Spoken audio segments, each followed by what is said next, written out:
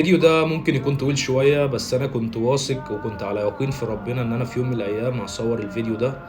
هوريك دلوقتي حاجة هي حرفيا اتصورت من سنة بالظبط، كان يوم عيد ميلادي يوم 2/12.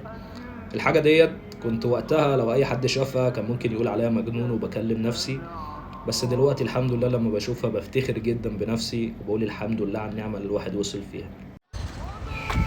ليالي الشتاء القارصة، شقيان كسبان، سيبها على ربك وتوكل.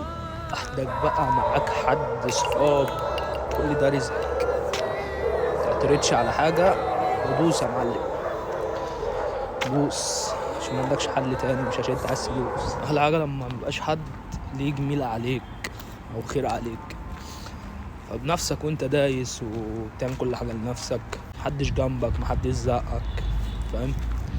حتى الناس اللي حطيتك على الطريق هما ما ادكش واسطة مثلا، فاهم؟ هو ده قالك، بس قالك في هنا خير، هتعرف والله تروح وتاخد حتة من الخير ده، روح. مش هتعرف، محلك سر. ف محدش كان جنبي وستيل محدش جنبي، بس هيجي اليوم اللي هيجي الكدابين يقولوا لي احنا كنا جنبك، واللي هيجي يقولوا لي احنا عايزين نبقى جنبك. مش هنزل الفيديو ده، بس الفيديو ده ليا، ولما يجي اليوم ده بإذن الله هنزله.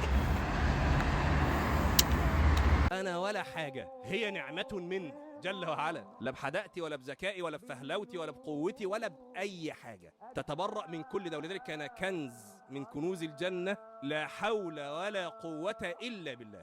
أنت يا ابني لا ليك حول ولا قوة في إنك تجلب شيء أو تدفع شيء إلا به جل وعلا، فاوعى تشوف نفسك، اوعى، هتضيع.